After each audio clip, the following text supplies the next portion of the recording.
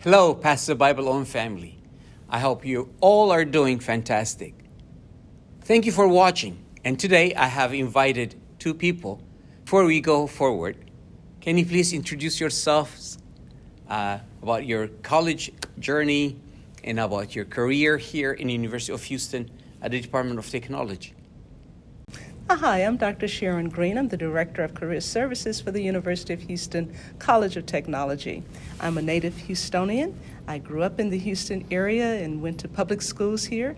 And upon graduation, I attended the University of Texas at Austin for my undergraduate degree in biology. My master's degree is in electrical engineering from Prairie View A&M University, and my doctorate is in education administration, also from the University of Texas at Austin.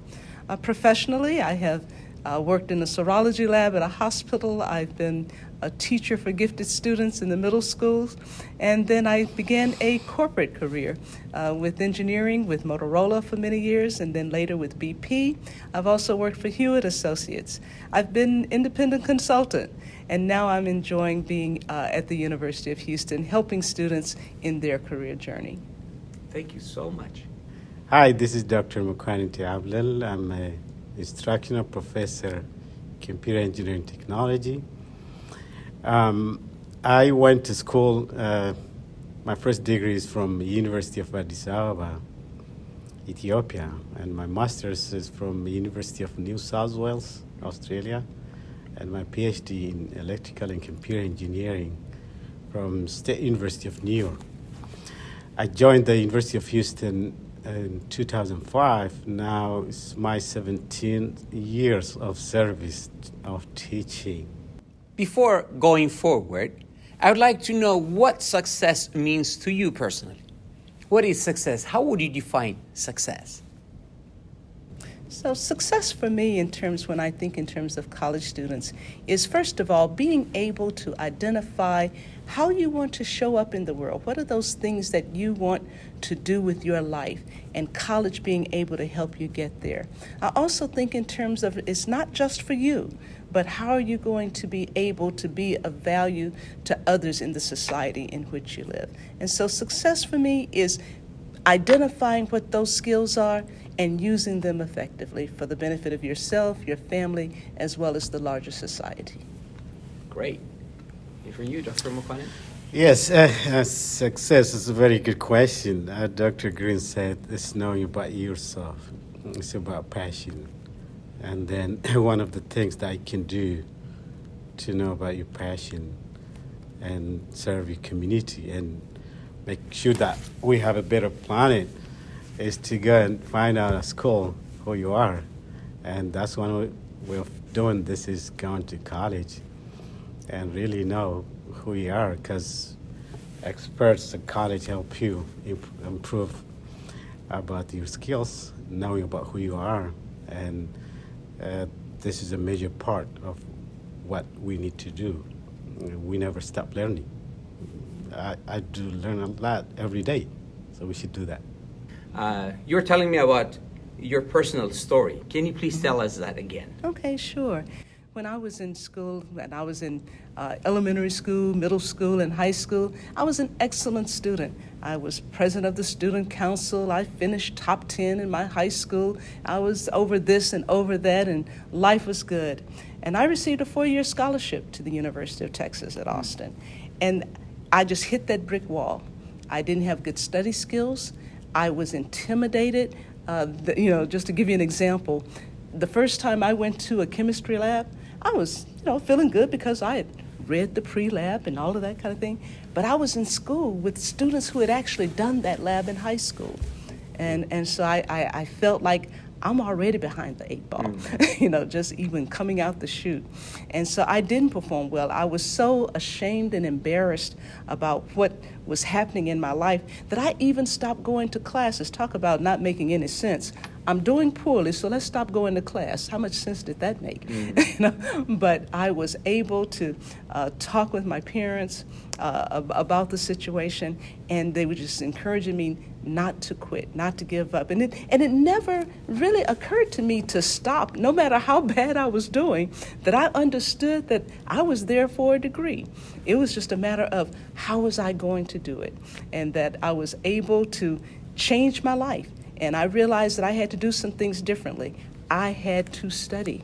And in fact, I remember taking organic chemistry. I took organic chemistry so many times that anybody in their right mind probably would have changed their major. But I didn't do that. But you know what? When I finally accepted that I had to study organic chemistry every day, I passed organic chemistry with an A. And it came very easy to me. In fact, on my final, I made over a 90 on my final, and my professor wrote on my paper, not only are you good, but you're fast. But I had to get to that point, and that was a lesson for life for me. Thank you so much, Dr. Green, for sharing your testimony. But can you please tell us what helped you not to quit? Just for me personally, when I think in terms of the factors that led to me being able to get to this point, if you will, that I attributed to two key components.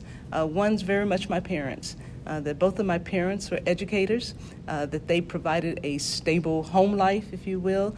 I saw them model what it looked like to pursue things in their life. And it didn't stop even after they retired, that they continued to learn, they continued to develop new things, and that there are times that things happened in the family that they had to change what they were doing. And so that was very much a model for me. And the other part was my spiritual life, that I grew up in church, and that there you learn that God has given us unique capabilities. And so as we talked earlier about success will look different for different people. And so I had that sense of uniqueness, that I wasn't having to do what everybody else did, that there was a special thing that I was designed for, and experiences that I would have that would allow me to contribute in unique ways. My parents didn't want me to be a teacher because they were teachers, so they want me to be like a doctor or an engineer, different profession.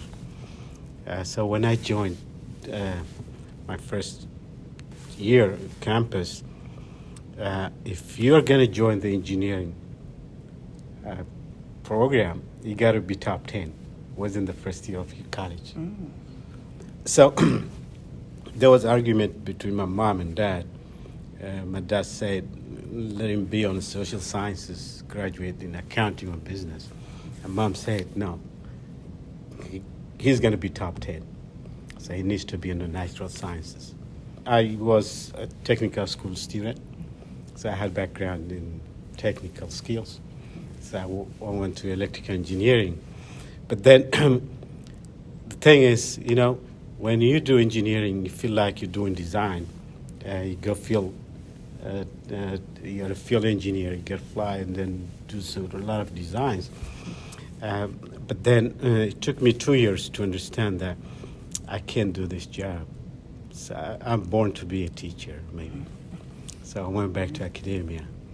And here we go, like 17 years, like I'm enjoying my job. What does a student need to do before entering university so he or she will be successful? What are the things that can help him? I think one of the most critical things a student can do to prepare themselves for success is, first of all, to perform as well academically as possible. Make good grades. Expose yourself to other things. And so learn all that you can learn. And I know a lot of times at younger age you're going, how am I ever going to use this? Well, you don't know. It's not mapped out always.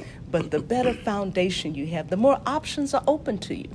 Another thing is to explore your interests, do things. You know, when I think about growing up, I was on the bowling league, I swim, I was, over the student council, I did all kinds of things. And that it's interesting how it has played out in my life in various ways. But I started, learning what kinds of things do I like to do. And so I found that I don't go home and read. When I was an engineer, I didn't go home and read Semiconductor Today, which was a seminal publication in my field, and that, you come to that point of accepting, this isn't me. And that I appreciate and value, certain things, but it's not how I want to spend my discretionary time. And that I love the development of people. I love organizational kinds of things. And so I found that I found my stride in doing those kinds of things in technical organizations. And so just keep stretching yourself, explore, learn to enjoy people, because you're going to get a lot of information from other people. Have a comfort level with other people and with yourself. Make friends, do things, join organizations. And so those are some of the kinds of things. And learn how to manage your life. Learn some things in managing your finances, how you handle problems. And we'll probably talk about that a little bit later. But those are the kinds of things that a person can do right now to get ready. Thank you so much, Dr. Green. Dr. Mequanint. Yeah, I think I would like to just add a few more. When you are ready for college, you should not wait until last minute. You got to do your homework before. There's not early time for college. So I think one of the best ways to do is have a tour. Go to open house. Universities got a lot of tours. You don't have to be a senior high school to do those. You can start from 9. It doesn't matter. Just go and see what's going on inside the universities. Not only one university, go out of state, check what they're doing. So that's something they can do. Number 2, like Dr. Green said, the first thing is grade. GPA makes a big difference, so you have to do that. You got to be a good student. And then the other thing that you can do is, how about taking some AP classes at high school? See how that feels. Take an engineering type class. Take a business type class. It's high school. The flavor is going to give you some idea. Oh, I like this one. So it's a good idea to do APs, which is very important before you get to college. Number 3, advisor. High school advisors are sitting there waiting for you to advise you based on your potential. They know your potential. They know your transcript. They know your GPA. You know where your weakness. They know your strengths. So they need to go and talk to the advice what they should do, what is the best way to go, what their future looks like, because they do their things based on data. It's not just because I know that person. I need to see the data, the transcript. A lot of students do not bother going to advisors as far as they pass their grades. But eventually, when they're in high school, they don't know what is next. That's a big problem. They need to talk to their advisor, especially if AP classes. It's good to take those. But for example, if you're in engineering, planning for engineering, I wouldn't take calculus 9th grade or 10th grade, because it's going to be they forget everything when they join the engineering. So it's very hard to come back. So these are things that they need to know. That's why they need advisors, what kind of things they should take. Let me take some notes before I forget, before the class. So grades is AP classes is important. Oh, the other thing is look for scholarships. A lot of students join the university, and then they look for a scholarship.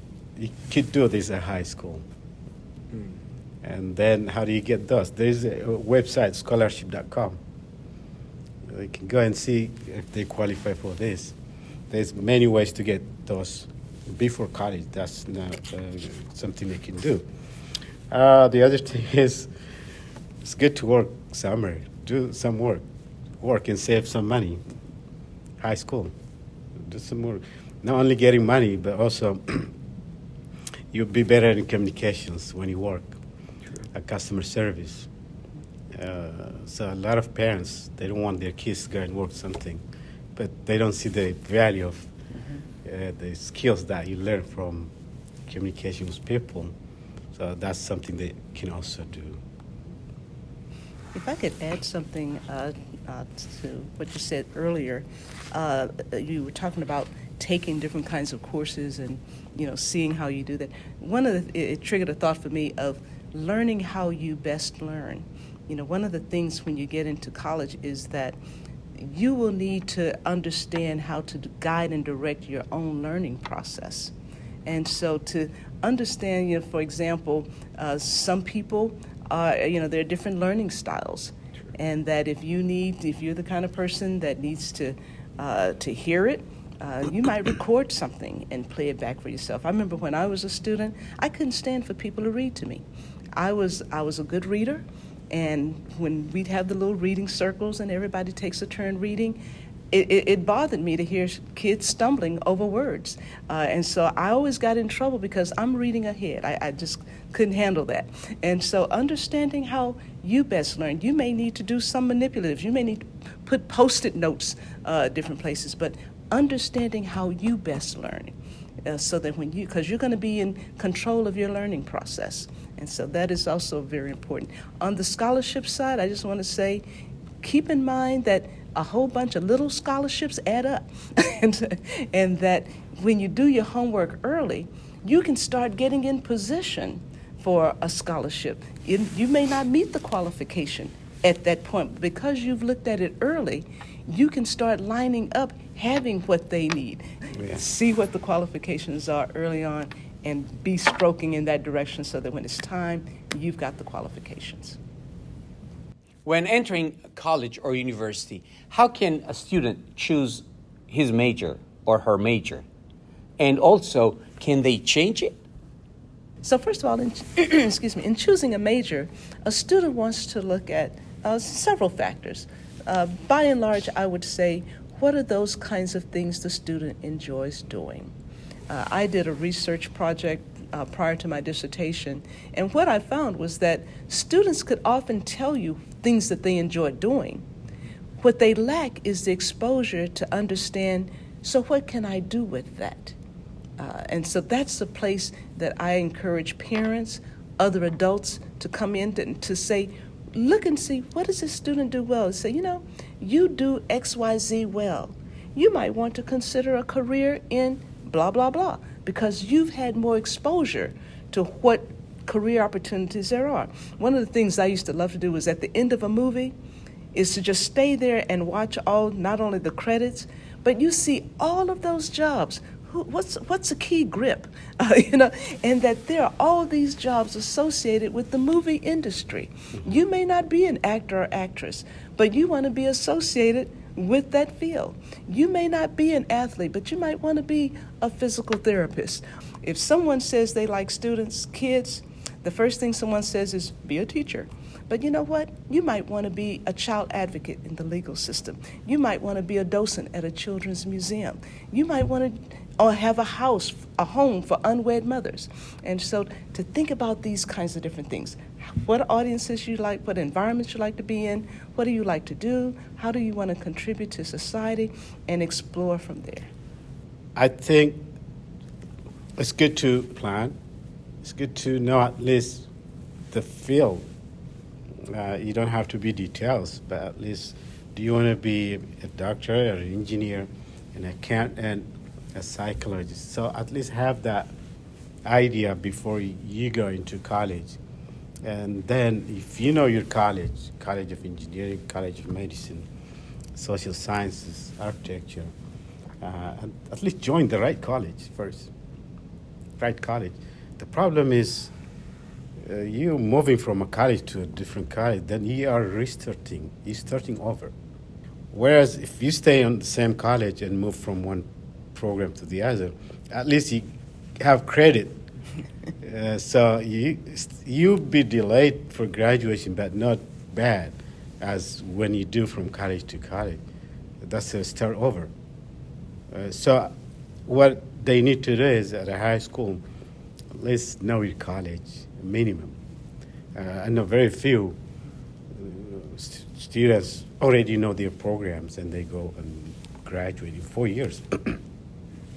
And I've seen students in college technology and went to college natural science and mathematics. A big jump.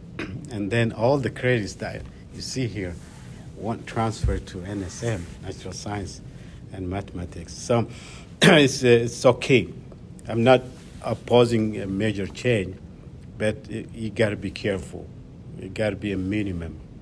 But then, at a young age, it's okay. Maybe you didn't know, and then you took 1 or 2 classes. That's not yours. It's fine. Move over and then take a different program. That's fine. But then, if you're taking 2, 3 more years, then you're like taking 2 degrees, and then you are only getting 1 for graduation.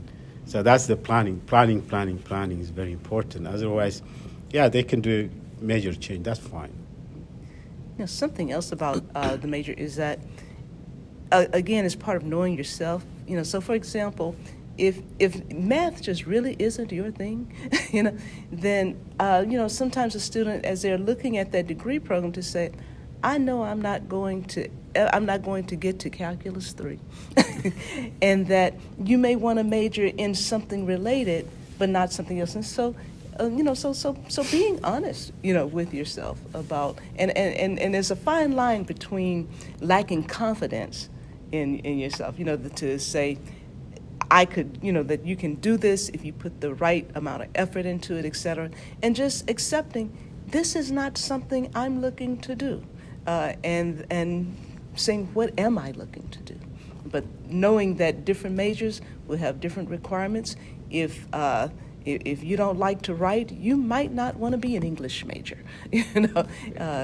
So as a biology major, there were labs, et cetera. And so understanding how you're wired and what is doable for you.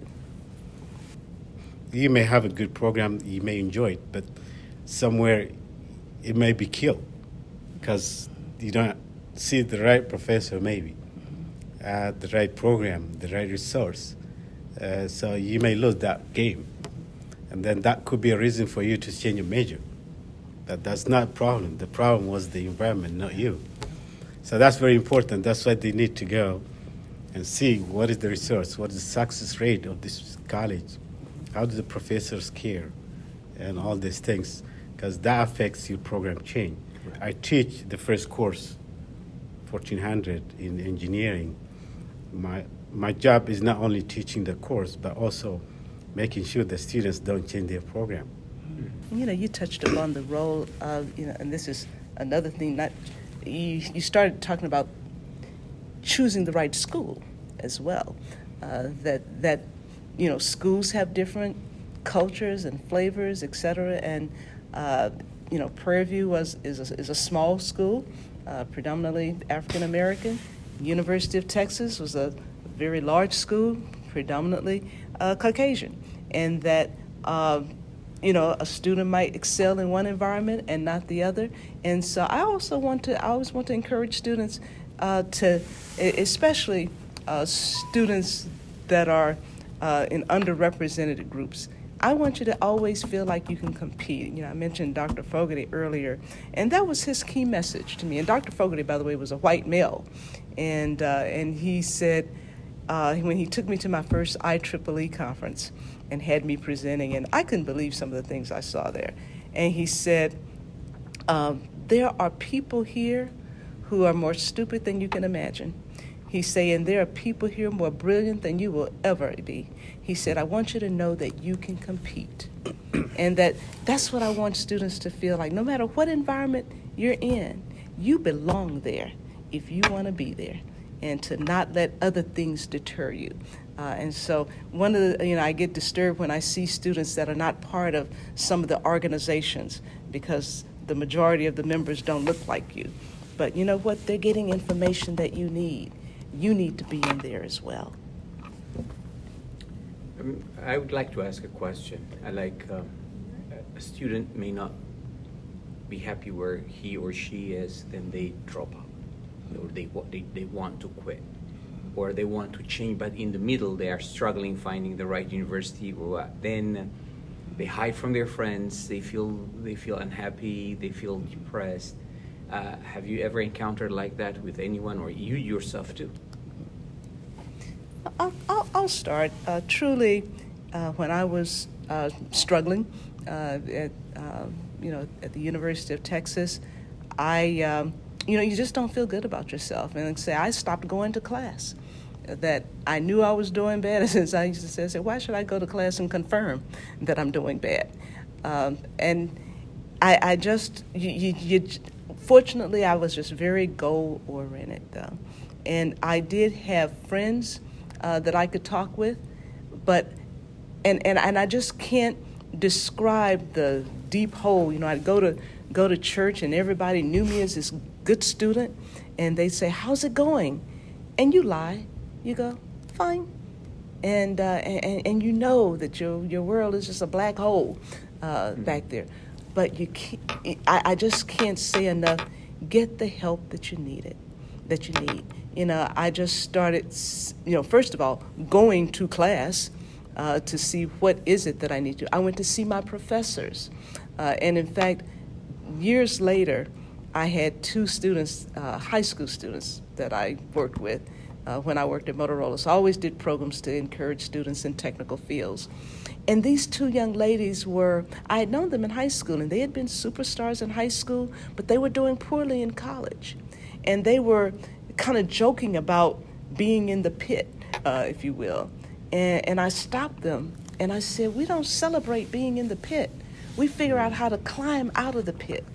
And that even though they knew me as Dr. Green, I realized I had never told them my story, that I had been there.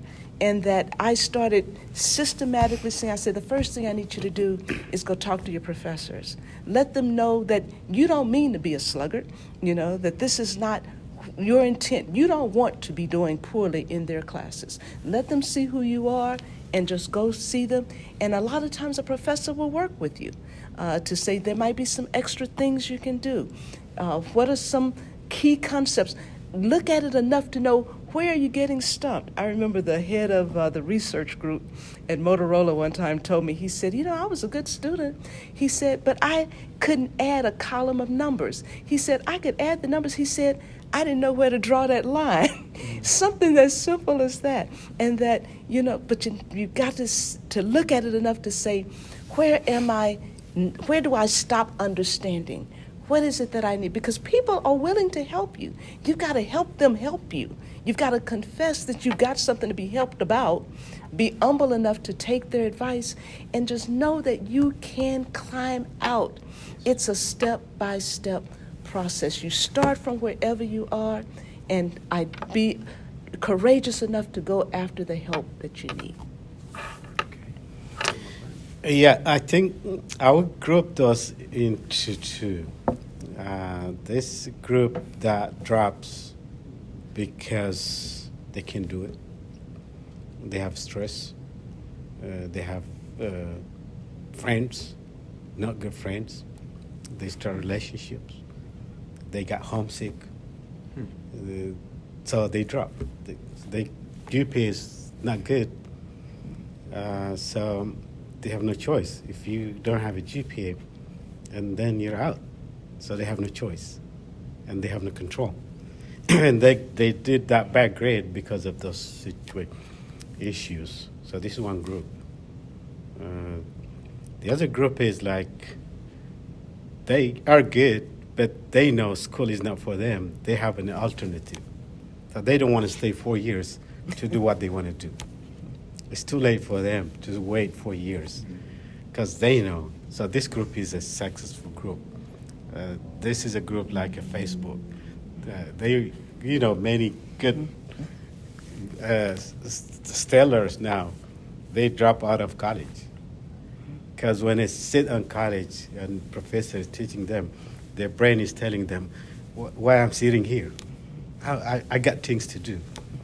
I don't want to solve all these numbers. I got things to do. Go to my garage and solve it and be the Amazon Prime. So these two groups. So this group, a lot of time have issues with parents. That their parents want them to graduate, and this group they want. Now I have my own of graduation. Please leave me alone. I told you a story. This student, his dad is a professor, and while he was undergrad student, he had a car dealer shop, a luxury car. He's very successful, and he comes to my class. He dressed very well. This man is very successful. Sometimes I see, what is this guy doing in my class? So anyway, when he graduated, he came to my office. Professor, you know why I went to school? It's just because my daddy wants me to have a degree. So I'm going to give it to him, and I'm going to do my job. Yeah, so this group, okay? The problem is with those sensitive group, they have stress, friendship, relationship, homesickness, working while at school. That is a big challenge, because that's why they hide, because that's beyond their control. And they were good students at high school. They got good GPA. And sometimes that gives them a feeling that they can pass a college with the same way you did in high school.